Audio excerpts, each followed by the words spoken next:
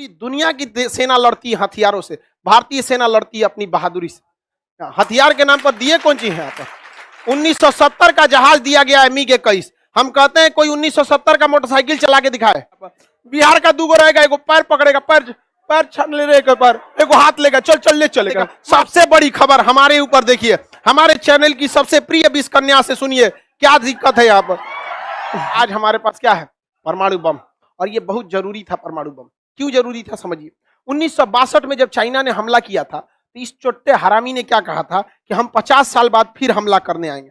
बताइए 50 साल कब हो रहा था? 2012 का था, 50 साल बाद फिर हमला करने आएंगे। तो जरूरी था कि परमाणु बम का रह जाना। तो उस 50 साल होने से पहले ही भारत के पास क्या हो गया? परमाणु बम आया 2012 में। अभी तक नहीं आएगा और अब आएगा भी नहीं। यहाँ पर अब नहीं आएगा। आएगा तो इतना विश्वास है हमारा विद्यार्थी भी लड़ेगा। नहीं समझ आएगा। बाहर में जाए ऐसा जिंदगी जो देश के काम नहीं है। एक बार चला जाएगा वहीं मार के। सोचा को गोली खत्म होगा ना तो 3 रुपया वाला कलम से कोच के मार देगा। समझ में गया? हमें सियाही नहीं पड़ता, खोड़े कोच दो आर पार हो जाए। भोगमे कितना करता था इतनी चुकी। यहाँ पर बिहार का दूगो रहेगा, एगो पैर पकड़ेगा, पैर छान ले रहेगा, पैर एगो हाथ लेगा, चल ले चलेगा। मार ससुरा के यहाँ पर। नहीं समझ में आया? कोपचा में ले जाके मारो यहाँ पर। अब नहीं होगा यहाँ पर। अब वो गया जमाना जब एक समय था वहां पे। अब ऐसा नहीं हो सकता है। अब कभी भी भारत के ऊपर आंख उठा कर देखा जाएगा। अब ऐसा नहीं, आंख नाक कान सब फाड़ देगा आदमी। लेकिन अभी भी भारत की 2-3-4 बहुत सारी समस्या है, जिसका एक राजनीतिक समस्या सबसे बड़ा है। हाँ, चुनाव एक इतना बड़ा समस्या है कि समाज को जहर घोल दो, देश भाड़ में जाए, देश के लिए कुछ नहीं करना होता है। सोचिए यूक्रेन जैसा देश रूस को क्यों हरा दिया? क्योंकि यूक्रेन के पास लगभग 800 की संख्या में स्टिंगर मिसाइलें हैं जो कंधा पे रख के मार दिया जाता है।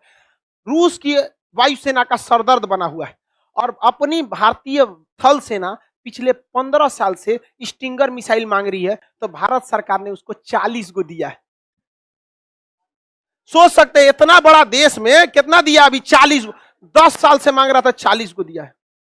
आपको बहुत सारी चीजें नहीं बताई जाती और हम लोग के पास बहुत सारी जानकारियां होती हैं। इस जानकारी के होने के बावजूद हम लोग नहीं बताते हैं कि मनोबल टूटेगा। समझा गए? देश का मनोबल टूटेगा। अब भाई न्यूज वालों को पता चल जाएगा तो अबे बता देगा। सबसे बड़ी खबर हमारे ऊपर देखिए, हमारे चैनल की सबसे प्रिय 20 कन्या से सुनिए क्या दिक्कत है यहाँ पर। और 20 कन्या सब बता देगी। हम लोग के पास बहुत सारी जानकारी होने के बावजूद वही बताता है इंसान जिससे देश का मनोबल न टूटे वहां पर। लेकिन ये गलत होता है, ऐसा नहीं होना चाहिए। पूरी दुनिया की सेना लड़ती है हथियारों से, भारतीय सेना लड़ती है अपनी बहादुरी से। हथियार के नाम पर दिए कौन चीज है यहाँ पर? 1970 का जहाज दिया गया है MiG 21। हम कहते हैं कोई 1970 का मोटरसाइकिल चला के दिखाए। नहीं चला पाएगा, चलेगा वो। लेकिन 1970 का जहाज उड़ा रही है हमारी वायुसेना MiG 21। उसको विडो मेकर कहा जाता है, विधवा बनाने वाला। जो पायलट जाता है उसकी पत्नी सोचती है अब तो गया हमारा पर। आज भी उड़ती है हमारे यहाँ पे। कितना अभिनंदन जी का जहाज गिरा, थोड़ी इंजन फेल हुआ था। क्या बोलेगा ये पाकिस्तान वाला सब? अभिनंदन जी में कमी थोड़ी था। दुनिया का सबसे ज्यादा युद्ध लड़ा हुआ जहाज था F-16 पाकिस्तान का। इसको मार के गिराए थे किससे? MiG 21। दुनिया का सबसे एडवांस F-16 अब मार के गिराए किससे थे? दुनिया का सबसे पुराना है MiG 21 से। जब टर्न मारे थे तो इंजन में बंद हो गया। इंजन बंद हो गया, मिसाइल हिट कर गई आके, वहीं गिर गए। आप समझ आ गया कि नहीं आ गया? ये गलत होता है, देश के साथ ऐसा नहीं होना चाहिए। यहाँ पर इतना जितने घोटाले होते हैं, आर्मी को ये सब चीजों को बहुत कम फैसिलिटी दी जाती है। आर्मी को जितना पैसे दिए जाते हैं ना, उसका 60% पैसा केवल आर्मी का सैलरी और पेंशन में चला जाता है। केवल 40% पैसे से हथियार खरीदे जाते हैं। वो भी हथियार आज अगर जरूरत है तो आपको मिलेगा 10 साल के बाद। लेकिन चाइना को पता है कि इन सब के पास हथियार रहे ना रहे, इन सब के पास जो अभी भी 1962 का जो दिल में एकदम भरा हुआ है, जो आग भरा हुआ है ना, उसे जो बफोर्स तोप से ज्यादा खतरनाक है। मेजर शैतान सिंह थे जब चीन से लड़ रहे थे, गोली खत्म हो गया था, 60 को चाइनीज को मार दिए थे चाकू से। बताओ, आप कल्पना कर सकते हैं जिसके आगे मशीन गन चल रही हो, चाकू लेके घुस गया उसमें कैंप में, भगदड़ मच गया, वहां भागने लगा सब, दौड़ा दौड़ा मारे, कहा सब नमवा ठीक है रखा है शैतान। तो ये जुनून होना चाहिए। अब बात बताइए, वीर अब्दुल हमीद को आरसीएल गन मिला था। कहा जाता है कि ये एक ऐसा गन है कि अगर आप इसे चलाएं तो आप अपनी मौत को खुद ही बुलाएं, क्योंकि जब आरसीएल गन फायर करती है ना तो पीछे इतना धुआं कर देती है कि आपका लोकेशन अपने से पता चल जाएगा। जैसे कोई एगो पटाखा छोड़ता है तो पता चल जाता है ना कहां से छोड़ा, आरसीएल गन पूरा धुआं धुआं कर देती है।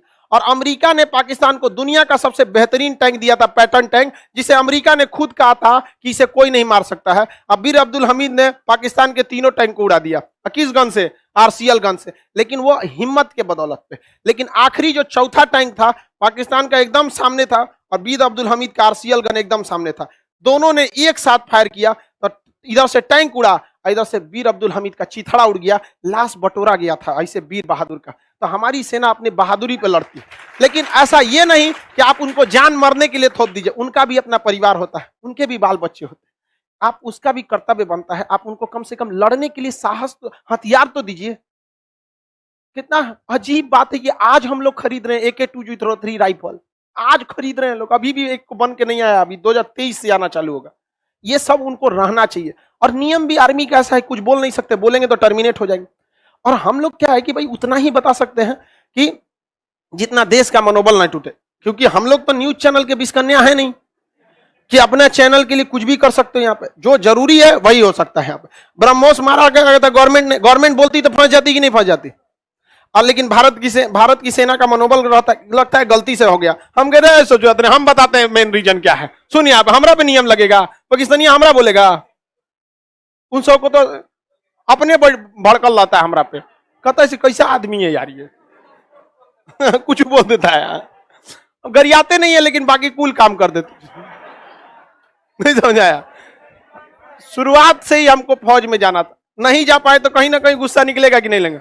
अगर रहते तो अब तक तो पीओ के निपटा चुके रहते मार और के काम हो गया रहता। लेकिन देश के प्रति हमेशा समर्पित रहना चाहिए।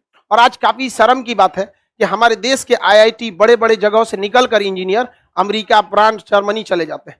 आप पैसा बहुत कमा लीजिएगा, एक बार देश के लिए भी सोचिए। और ये देश के नेताओं के लिए भी कहते हैं, एक विधायक और नेता के पीछे 4 गो 5 गो बॉडीगार्ड मिलता है और एक बेचारा वैज्ञानिक अपना सब्जी खुद खरीदता है। मनोबल गिर जाता है वहां पर। उनसे सुन का छीन के दे देना चाहिए किसको? वैज्ञानिक सब।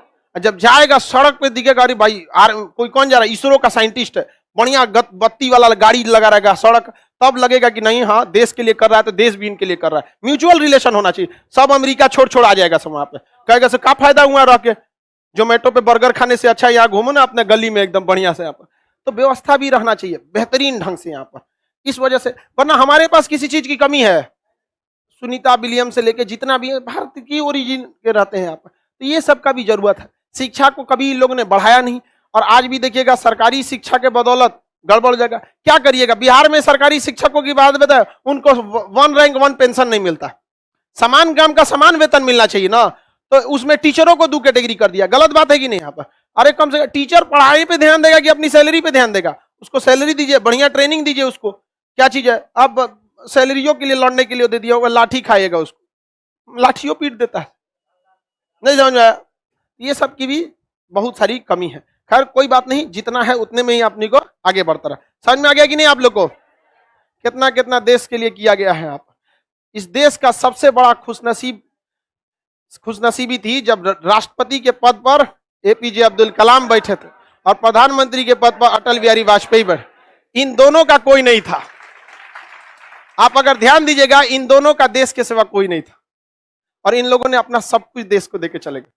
अटल बिहारी वाजपेयी का स्वास्थ्य खराब था और वो 16 अगस्त के दिन उनका देहांत हुआ था, 15 अगस्त के दिन नहीं, क्योंकि इस दिन देश खुशियां मना रहा था। यमराज को भी व्यक्ति ने एक दिन रोक दिया था।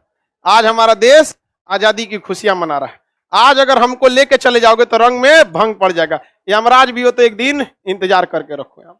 ये थे हमारे अटल बिहारी वाजपेयी और अब्दुल कलाम। क्या आज आप कह सकते हैं कि हमारे प्रधानमंत्री और राष्ट्रपति में इतना देश प्रेम है? आज देश से ज्यादा अपना राजनीति महत्व रखने लगा है। ये देश के लिए सही बात नहीं है। लेकिन ऐसा अब शायद नहीं हो इस पृथ्वी पर कि भारत को एक APJ अब्दुल कलाम और अटल बिहारी वाजपेयी जैसा प्रधानमंत्री एक साथ देखने को मिले।